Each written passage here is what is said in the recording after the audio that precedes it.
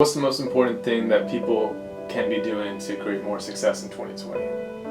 Writing their goals down every day. I mean, especially like right now, it's January 4th, 2020. If you aren't writing your goals down, you're already losing. And that's such an important point because many studies have shown that when you write your goals down, you're more likely to have success because your brain is subconsciously focusing on those goals and helping you to come up with ways to achieve those goals. And it reminds you, especially on the days that you don't want to do it, of what you're striving for. And then the other piece of it is the discipline. Just to have the discipline to write your goals down every day. Like, majority of my clients have goals that are due to me by a deadline, like I do to my coach, and my goals are due by 8:30 a.m. every day. Monday through Sunday, I get no exceptions, or I have to pay money, right? And it's been a life-changing thing for me and for a lot of my clients too, to have that deadline, because it helps you to get in the habit of doing that. And that's why writing your goals down is so important, because it's like you get a win for your day too. So when I've written them down, I'm like, oh, I did it. Like, I know I did it. And the other key part of it is I read my goals out loud, like they've already happened. So you'll hear me, like I'm sure my neighbor has heard me at like 5 a.m.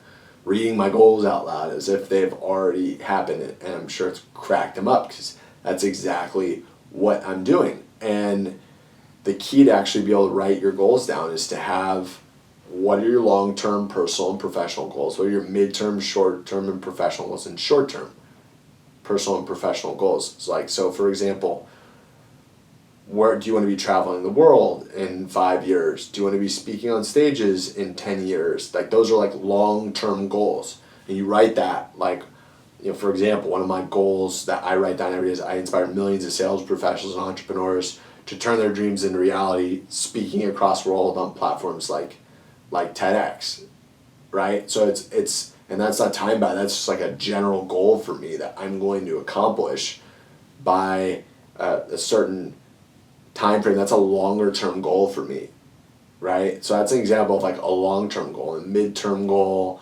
is something that I'm going to accomplish. Like, I've been writing down that I'm going to rent a bayfront apartment in Crown Point by March 1st, 2021 at midnight since like 2018. And now it's kind of crazy because now that's like almost like next year, right? And so like that's like an example of like a mid-term goal. And then you have like a short-term goal, which is like, hey, I'm going to do a certain amount of revenue by 12/31/2020 at midnight, or I do this by 12/31/2020 at midnight. So that's a short-term goal, and that's time-bound, because what's important is to have time-bound goals. So for me, like, I write down, I've got 18 goals right now that I write down every single day. And you don't need to have 18 goals, right? I mean, a good place to start is to have like 5 or 10 goals that you start off with and write down. And what's really challenging with goal setting too is a lot of people are told, oh, you need to set unrealistic goals, you need to set realistic goals, you need to do that. Part of this, and this is part of my job too, is to understand the person. And you need to ask yourself, are you the kind of person who's motivated by actually achieving your goals, or having something that you have to constantly chase?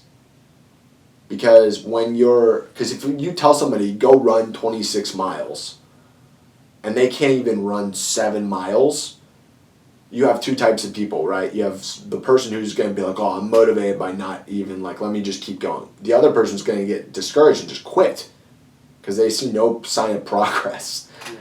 They need to feel the wins before I can go, okay, like, let's turn you into a maniac and go after something unrealistic. And that's one of the biggest misconceptions I see around goal setting is people say you need to do this. You need to know yourself.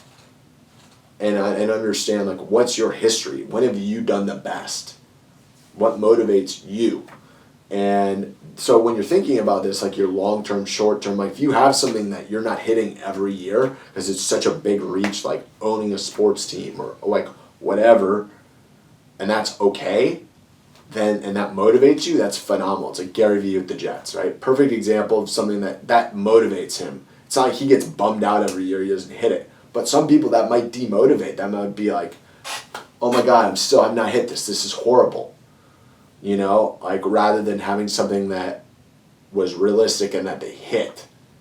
So that's important. And as far as like the highlights go for what I've talked about so far, it's like you want to have a long-term goal, mid-term goal, and short-term goals. And you want to split that up pretty evenly. So for example, you'll have, let's say, like 3 to 4, could be more just depending on you, long-term goals, 3 to 4 mid-term, 3 to 4 short-term. So you're ending up somewhere around 15, 16, could be 10. I mean, it could be really simple. It's whatever works for you.